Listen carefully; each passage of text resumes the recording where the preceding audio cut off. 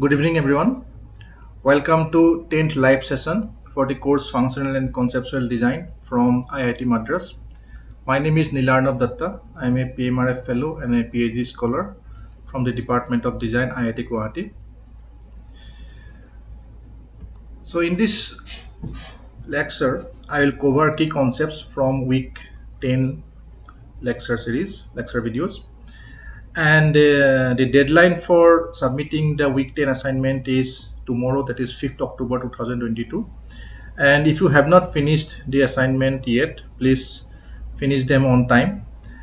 Since the nature of the assignments are objectives, so this session will be conceptual, and I will try to cover some of the important concepts that will help you clarifying your doubts, in solving those assignments. So in the last week, we learned about some of these topics. We learned first about various types of product architecture. So we learned two types of product architecture. One was integral and the other was modular. So what is integral? Do you remember? So you can use the chat message or use the microphone to reply. Okay. So basically here the screwdriver is a integral architecture because although it has two physical chunks, but those are not separable and both do not have separate functionalities. Both are intended combinedly to perform only one functionality, that is to act as a screw remover or screw tightener. Okay. However, if we consider a spanner, okay, it has three components. One, similar to the screwdriver, it has a handle with a metal jaw, one part. Another part is a separable jaw and a thread. So this is the third, this is the second.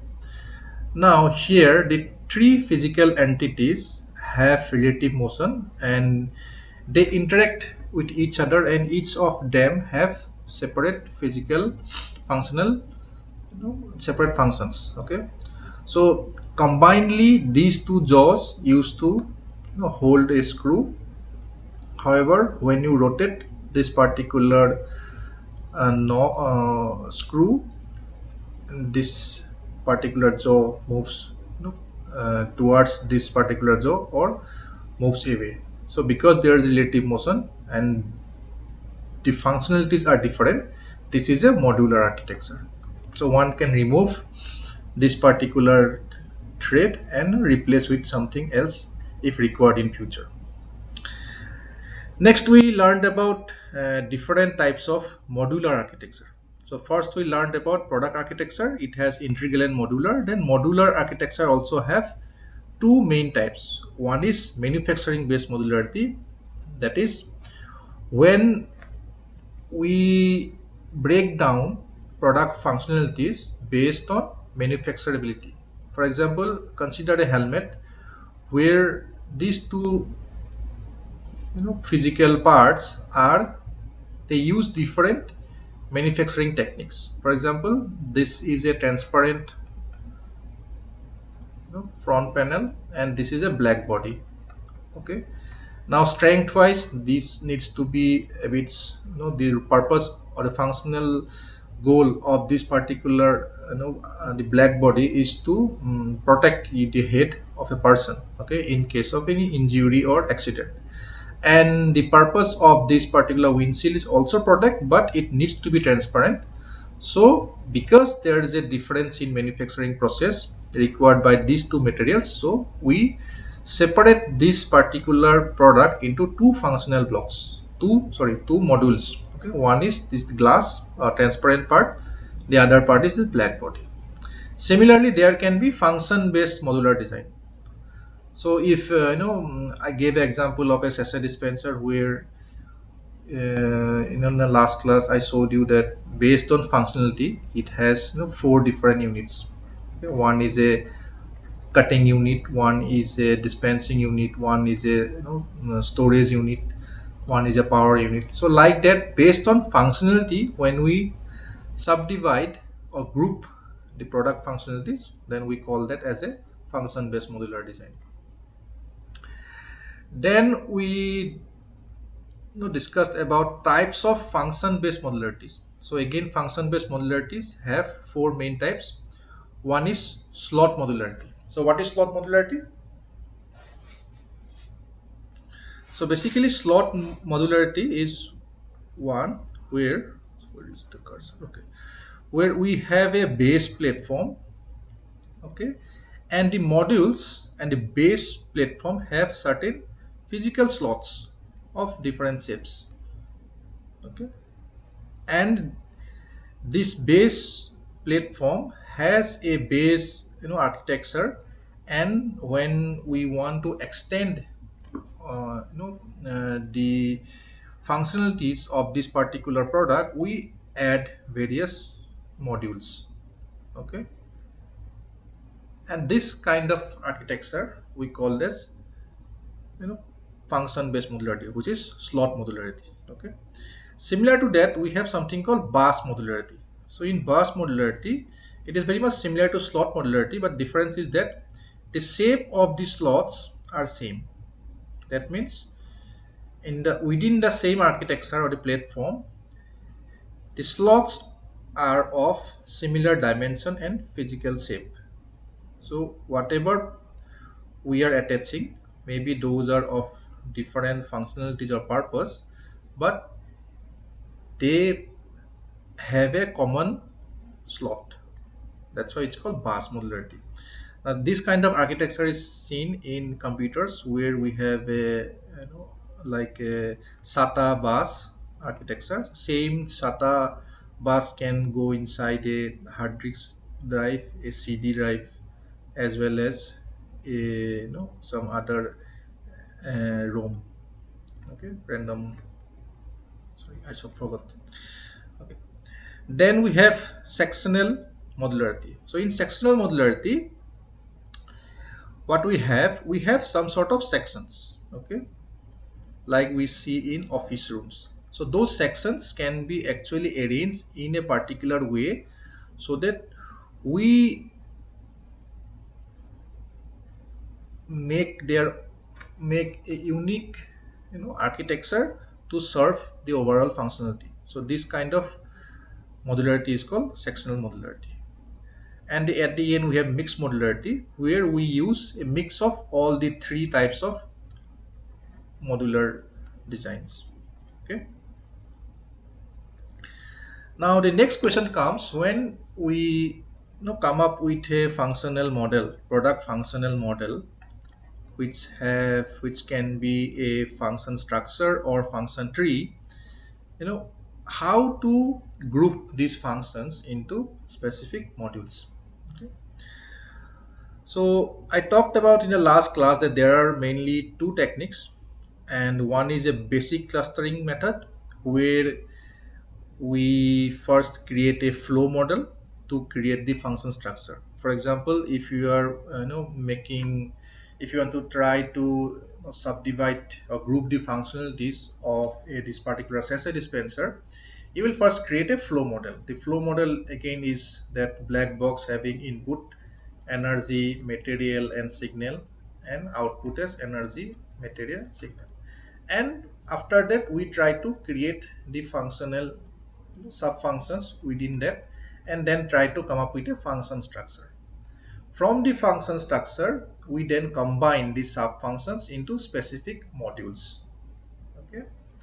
Now these sub functions are combined based on if they shared some type of energy, if there is some common sharing of energy or material or signal. Based on that we group those functionals or small sub functions into a group, and we call them as modules. Then we try to create rough geometric layout, okay. Those can be 2D diagrams or 3D form of the particular module, and then we try to understand how these modules interact with each other and try to take appropriate measure in order to avoid any sort of unavoidable situations. For example, if there are some sort of electrical connections, sorry, some sort of internet issue.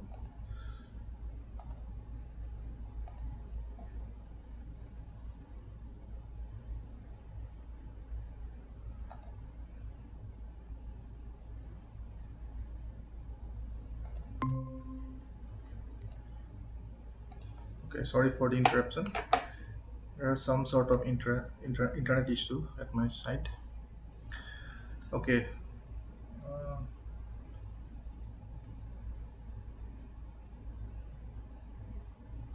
okay, so where I was.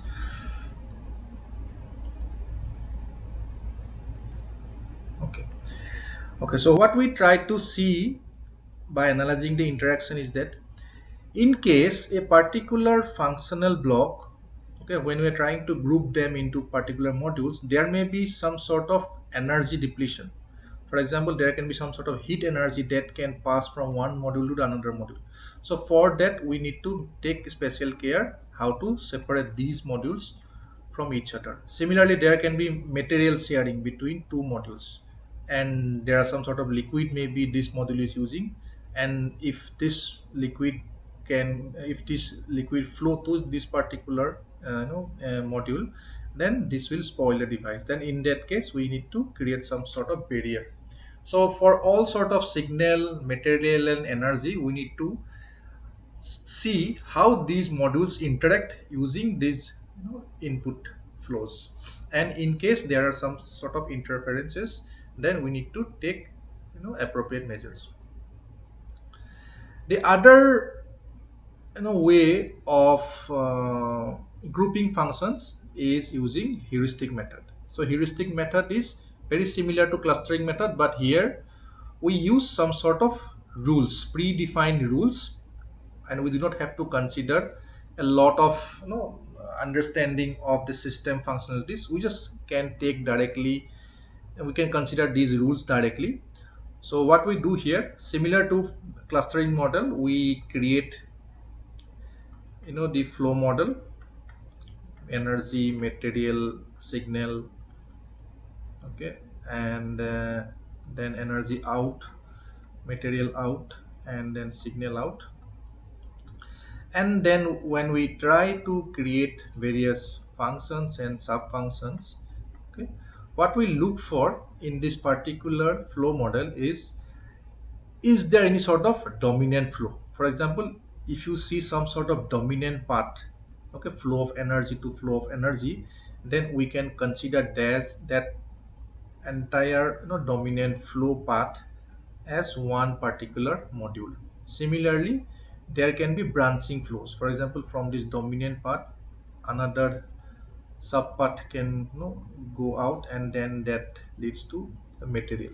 So that particular, since it is sharing its common material, it can be considered as another module. Then it can be conversion and transmission. So whenever there is an energy transmission or material transmission or conversion, for example, electrical energy of 220 volt to DC 12 volt, if it is happening within these two blocks, then we can consider that also as one unit. Similarly, if solid material is converted into some powder form, that also can be considered as one particular module. So if there are some sort of overlaps, for example, here the dominant path and this particular conversion transmission path overlaps, we can consider either of them. So it's up to the designer how he wants to break down these flow models into specific functional groups. Okay, I hope this much is clear. So this was what we discussed in the last class. So in today's class we'll be talking about something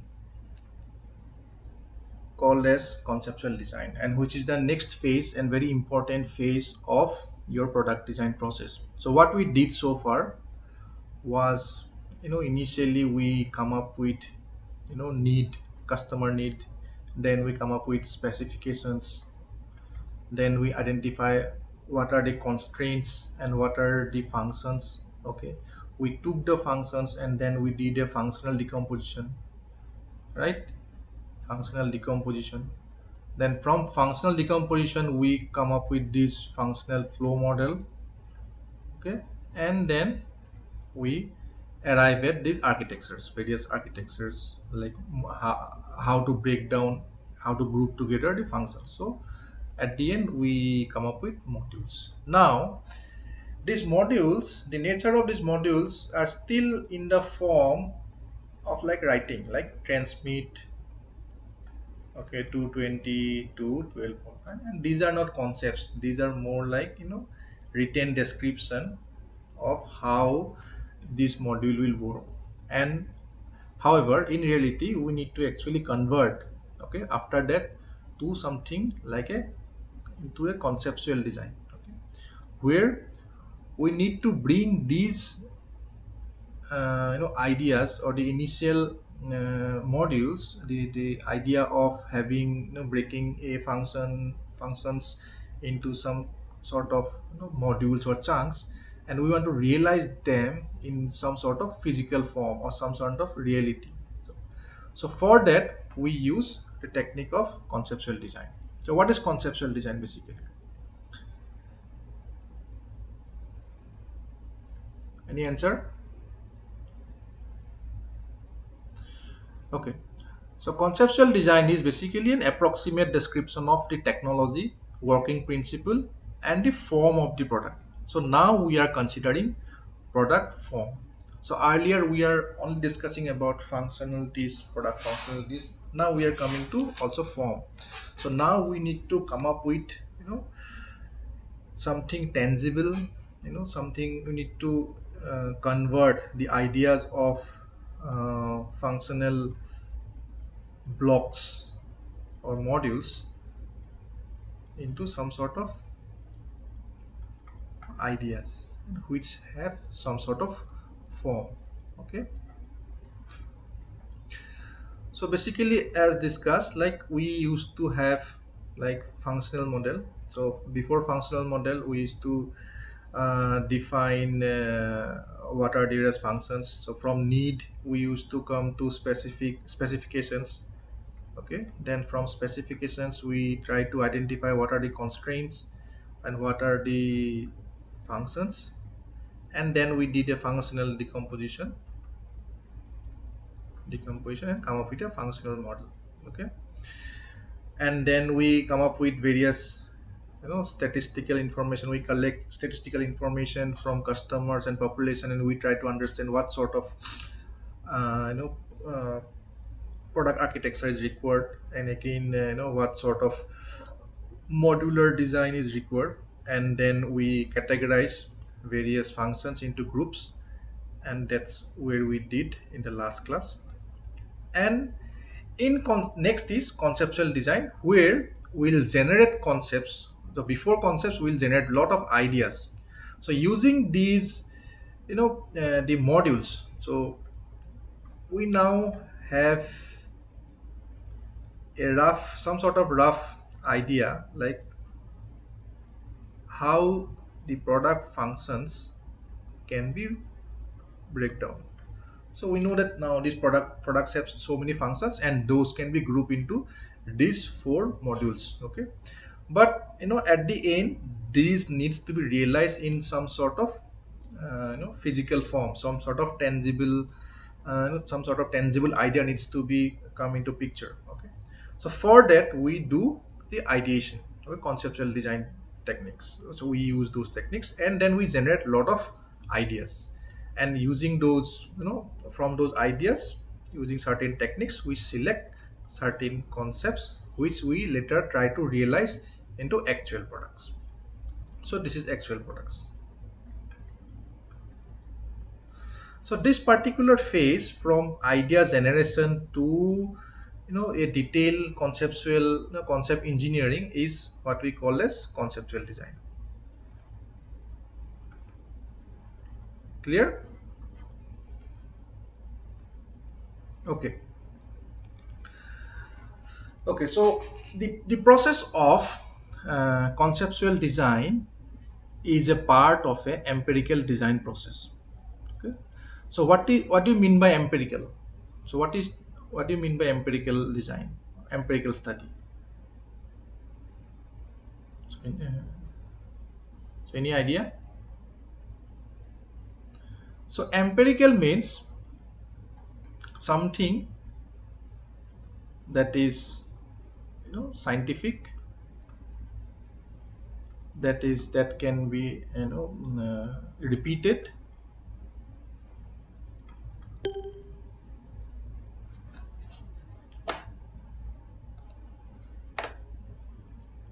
okay, that can be repeated, and it can be verifiable also, okay, and measurable. So these are some of the, things that makes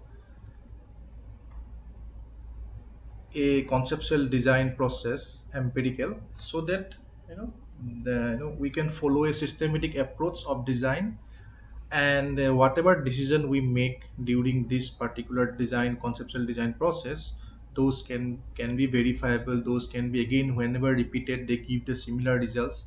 Those can should be measurable in terms of concepts, you know like the specification wise, where they stands, in terms of, those are like, later we'll discuss about those. So there are some sort of matrices we use to evaluate the concepts, so we can measure various concepts. So in a empirical study, what we do, we generally do this to gather some sort of initial design knowledge base, because many times we do not have actually any, we may not have information about the detailed functionalities requirement or the components requirement for a particular design. Okay, so whenever we, come across some new uh, problem area, and we do not have the idea like how to solve, okay, so we use some sort of design knowledge base uh, to generate ideas, okay, because the nature of the problems are not always like design a refrigerator or design a television, okay. The problems can be very, the nature of the problems can be very, abstract, like, something like, okay, I have a problem of, sleeping. It's like I always sleep whenever I walk, okay. So, at that level, you may think about either, changing your shoes, or actually you want to change the road itself, a lot of things, you can consider.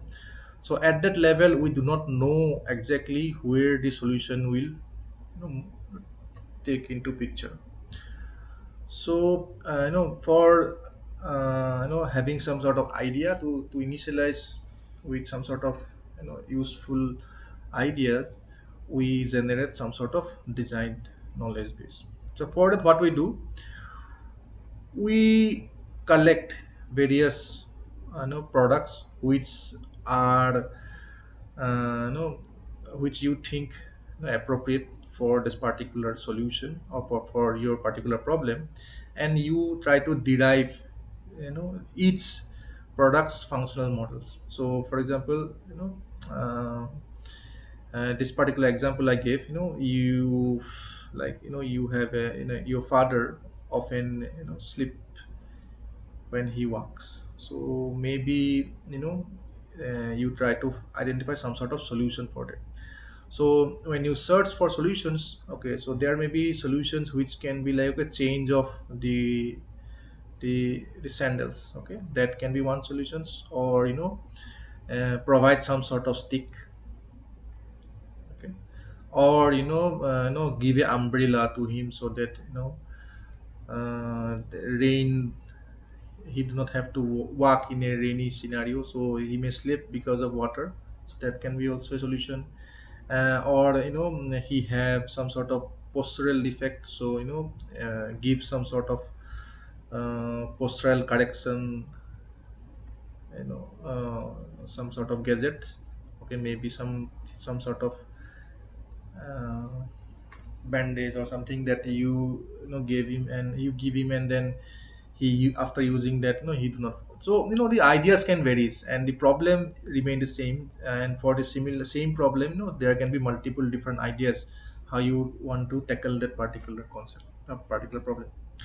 So what you do here, we you take each of these particular concepts and then try to products, and you try to identify the functional model of those, and you try to document their components. For example, if you consider it like a sandal, okay, then you try to see what are the components and why this particular sandal does not slip in a wet road.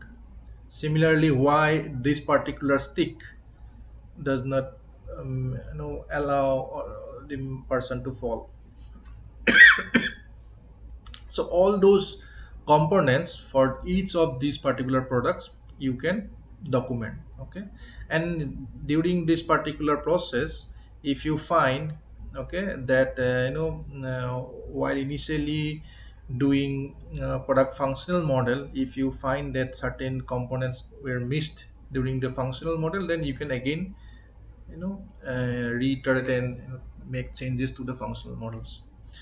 Then what you do, you try to understand the functionalities of these particular products, and you want try to see what sort of modules they consist of, and you try to map the various components to those functionalities, okay.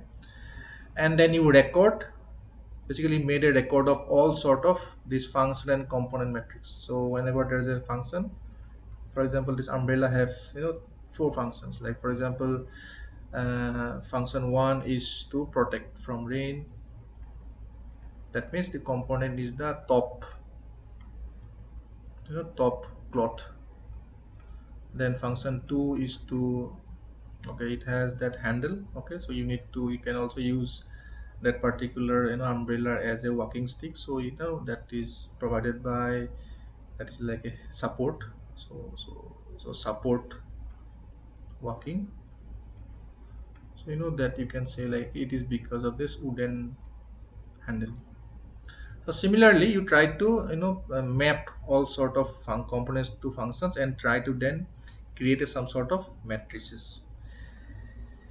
Based on your matrices, you try to identify useful concepts, okay, and then you create a database for yourself.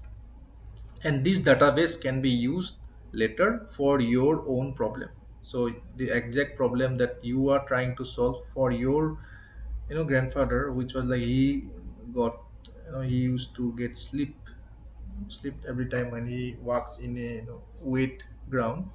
So you may decide to address that particular problem from a different angle. So you may look for some other solutions, but you can use that particular database to pull some of those useful concepts.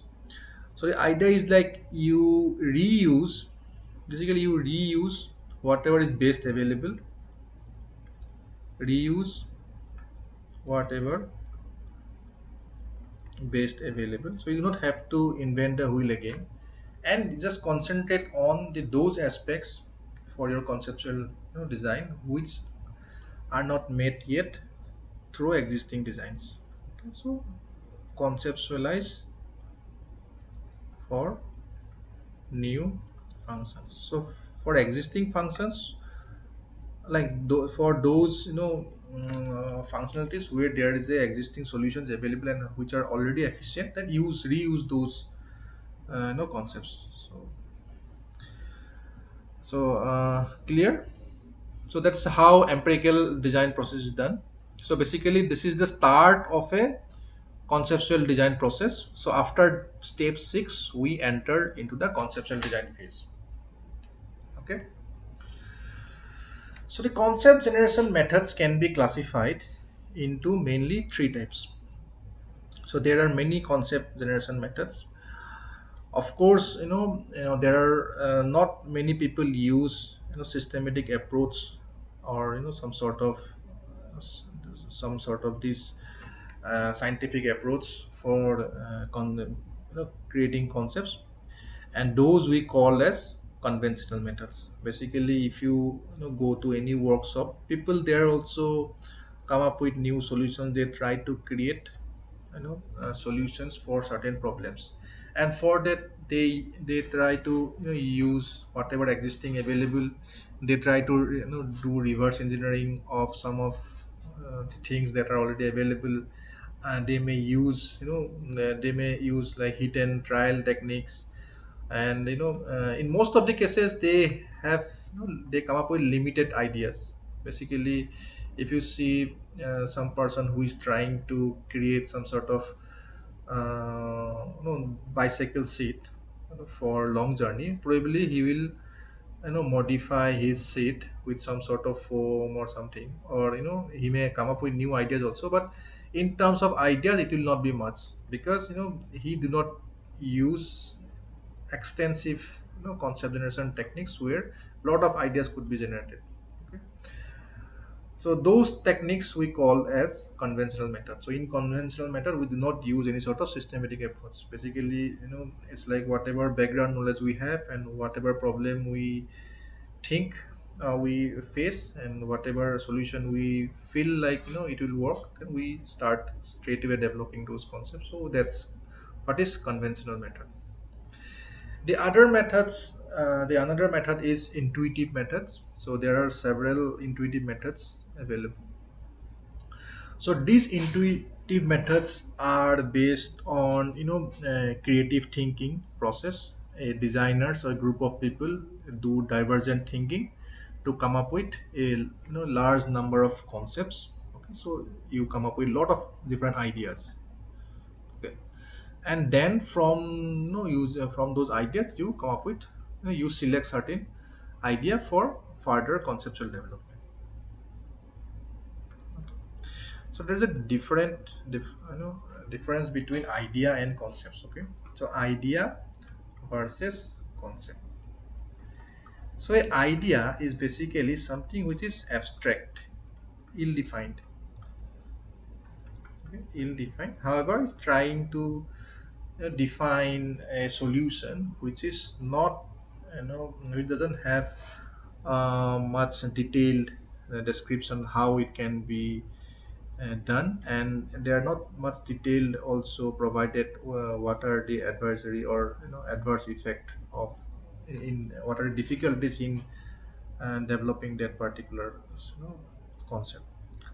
However, a concept is something which is a bit definitive in terms of its working, and we freeze the working principles. We freeze a particular idea into something more concrete, and having detailed information about the working mechanisms, working principles, and the form, etc.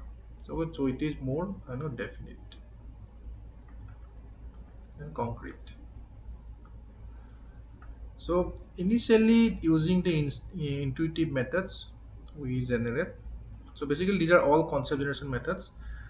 So using these techniques, first we create lot of ideas, and from the ideas we come up with some sort of detailed concepts. Okay. So the another method of concept generation is called directed method, which is a logical way, a systematic approach by which a particular solution can be think about. So there are different methods like trees, inversion, etc. So in this particular class, I will be talking about the intuitive methods, which will be more more creative from the way those used to be organized. And the two techniques I'll be discussing today is brainstorming, and the other is 635. Okay. So what is brainstorming? So you might have heard about this particular term in in a lot of occasions. So brainstorming is basically when we do some sort of group discussion, and during the discussion also we think and try to put forward our ideas into the group. So those that particular technique can be also used for product conceptual development.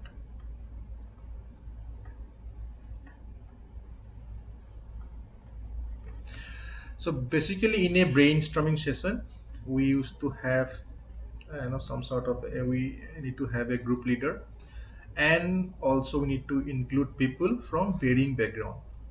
Okay, so this is important because we do not want our ideas or solution to be biased, from some particular field or some particular discipline. Okay, so it's always important that we get ideas from different people of varying discipline, and anyone can be part of a brainstorming session. Generally, brainstorming sessions are conducted for 30 to 40 minutes at one go, and we always encourage wild and exaggerated ideas. Okay, because many times, although those looks not logical at the initial phase, but sometimes in those may also work, and that can be an excellent ideal solution at a later phase of conceptual development. So never throw away, like the wild ideas. Always encourage people to give wild and exaggerated ideas. Those also can be helpful sometimes.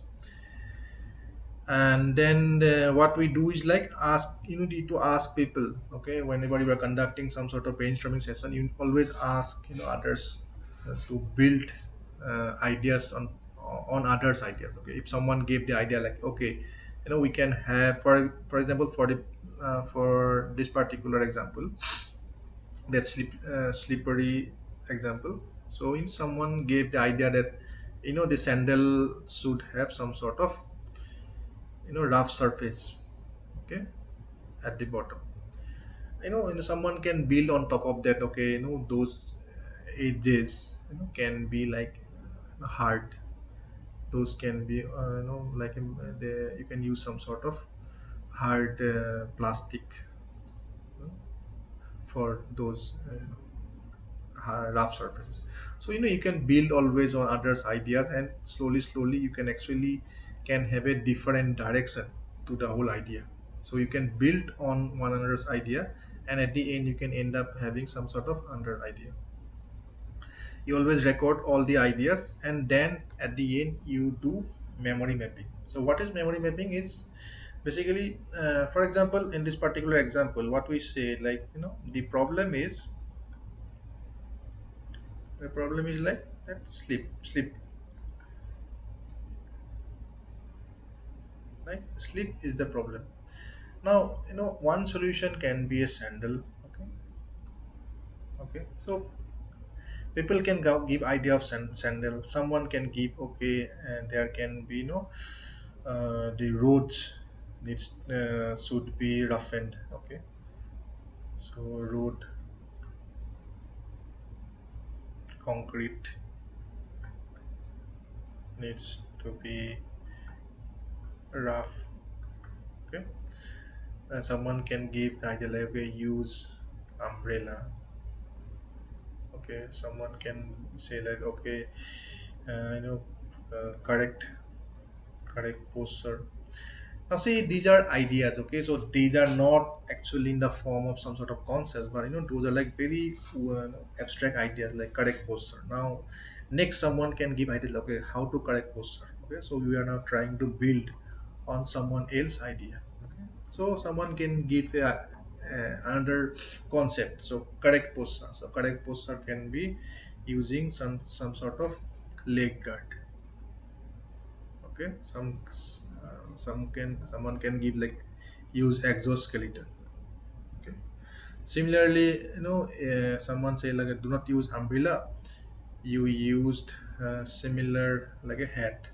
Okay, so this way of mapping the ideas and their flow from one idea to the another idea, and trying to group them into, try to affinitize or group the ideas into some sort of categories, is what we call as memory mapping. So this is very important, so that later we can easily see the different people's thought process, and in which particular areas all these uh, ideas fall. Okay, and during the idea generation process, sometimes there can be silence, because people may not have any sort of clue, or and they may face difficulty in generating new ideas. So then there can be some sort of trigger questions or trigger conversations, okay, to initiate the ideation process again. Okay, so that is basically the brainstorming process. The another intuitive technique, which is the 635. So 635 is basically six people, and each of them will generate three ideas, and there will be five rounds. Okay, so how this will be conducted? No, this it's written here. So basically, you used to have some sort of round table, and where there are six-person, okay, and you give a sheet of paper to all the six participants. Okay, so this is the first thing you do. Second thing is like you ask them to. Second step is to ask them to write three ideas. Again, you allot some sort of some fixed time for that. For example, if you give 5 minutes to all the participants, that okay, write down three ideas for this particular problem, this sleep problem. Okay, so each of them will write their individual ideas without discussing with each other, and next you will ask them to pass this particular paper to the next person. Okay, so either you can consider a clockwise rotation of the sheet, or or anti-clockwise. So when the person receives the other person's paper, then he is again asked to suggest new or additional ideas on top of those ideas. Okay, so there can be ideas which are built on top of previous ideas, or the person can also, those previous ideas can trigger some new ideas, and that person can actually uh, come up with some sort of new idea. So then again, in that particular step also, you give them some sort of fixed time. For example, 10 minutes you give them, and ask them to write new ideas, and then pass the paper to the next person again. So this way, like for example, in every step you consider 5 minutes. So 5 minutes, three ideas. Again, this paper moves 5 minutes. So after 1 2 3 4 5 person, you end up with 25 minutes. And whenever this particular paper return to the first person again, okay, so everyone will get their own original papers. That means one round is complete in this particular process. So you need to keep on doing that for another five rounds. Okay, so in between each round you need to give them a break for discussions. Okay, so these discussions will help them in generating and clarifying additional ideas. Okay, so this is the methodology of 635. So very similar to brainstorming. However, the problem with brainstorming is like you have so many people, and what happens, like generating a mind map at the end of a brainstorming session is again difficult. However, in this particular process, when you actually pass on your papers, people try to write down the ideas and on top of others. So you start developing the records of the ideas concurrently. Okay, so that is the benefit. Okay, clear? Okay. Okay, so one of the very important aspect in conceptual design is like you need to have all sort of information, okay, for idea generations. Okay, someone who do not have any specific knowledge about this particular problem area, and who is not, does not have a basic knowledge of, for example, any basic scientific knowledge, engineering knowledge, for them actually giving some sort of useful ideas will be difficult. So it is very important that before doing some sort of conceptual design, you do a dynamic search for data, so that everyone, whoever is in the particular team, like organizers, they need to have some sort of basic knowledge so that when you start the conceptual like brainstorming session, you give the participants some sort of initial briefing, so that okay, they will also have some sort of idea like what sort of technology they can use, what sort of mechanism they can use. Okay, so that will be that actually helps a lot. Okay. So there are various sources of information that one can consider for collecting this information. So one way can be benchmarking. So whenever if there are some sort of existing product that you want to modify, you want to create a new product based on some sort of existing product, then you can do some sort of benchmarking. So whatever different products available in the market of similar requirement, so you can study their functional components. You can dissect them, you can see their functional models, you can see how in terms of modules they are organized, and what are various functional components they use and how they functions. So all those informations you can collect and using benchmarking. And again, if it's a new area where you do not have a domain expertise, in that case also benchmarking will help. Sometimes you do not have uh, a concrete information, but you have some sort of basic knowledge about scientific principles, but and based on that, whenever you dissect some unknown device also, you may understand like the working principles. So benchmarking, dissecting competitive products will also always help in acquiring those sort of dynamic informations. The other ways can be like analogies, like whenever uh, you try to generate ideas or concepts, during the ideation phase, the analogies from nature, other products functionalities, other products architecture sometimes may help. For example, you may think about creating some sort of uh, fan or bicycle, hubless bicycle, where you do not want to have some sort of spoke. Okay, so you may think about something analogical. For example, you can consider Dyson fan, which does not have any sort of blades in between. Okay, so similar thing you can consider. So those can be like ideas, initial set of ideas, like how a hubless bicycle wheel can be. Okay, so those analysis sometimes works. So you need to have information on analogies.